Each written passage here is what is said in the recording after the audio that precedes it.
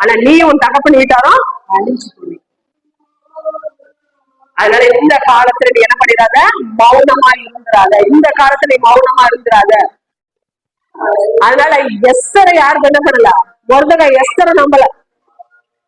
ஏன்னா எஸ்தர் அங்கன்னா நீ மட்டும்தான் செய்ய முடியும், உன்னாலதான் முடியும், உன்னாலதான், அம்மா உன்ன இல்லைன்னா இதை வழி இந்த காலத்தை செய்ய ஒருத்தரால முடியாது அப்படிதான் சொல்லியிருக்கணும். ஏமா இந்த காலத்துல நீ மௌனமா இருக்காத. நீ மௌனமா இருந்தா வேற வழியில எப்படி ரட்சிப்பு எங்களுக்கு வந்துடும். ஏன்னா நாங்க உங்களை ஒன்ன பாக்கல, எஸ்தரை பாக்கல. எஸ்தர் நம்பிக்கிட்டு இருக்குல்ல, இன்றைக்கு யாரை நம்புகிறோம்?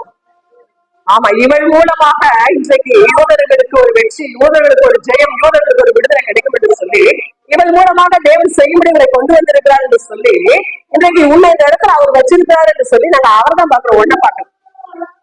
ஒன்ன பார்த்தனா உன்னாலதான் முடியும் எஸ்தர், உன்னாலதான் முடியும் எஸ்தர், உன்னாலதான் முடியும் எஸ்தர், எப்படியாவது ராஜாட்ட போயிட்டு அப்படி சொல்லல. நீ மௌனமா இருந்தேன்னு சொன்னா வேறு வழியில எங்களுக்கு எப்படி கிடைச்சிடும்? ரட்சிப்பு கிடைச்சிடும். வேறு வழியில எங்களுக்கு மாற்றம், வேறு வழியில எங்களுக்கு விடுதலை. எப்படி தேவன் எங்களுக்கு செய்வாரு? எங்க நம்பிக்கை எஸ்தர் மீது அல்ல, எங்க நம்பிக்கை யார் மீது? தேவன் மேல. ஆனா இப்ப நீ செய்யலன்னா யாருக்குதான் செய்யலாம்? உனக்குதான். இன்னைக்கு ஜெபிக்க வேண்டிய காலத்துல சேவை யாருக்குதான்? நமக்கு தான்.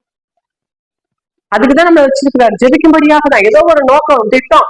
சும்மாலாம் ஆண்டவர் என்ன பண்ண மாட்டாரு. ஆனா இது நம்ம மௌனமாக இருக்கிற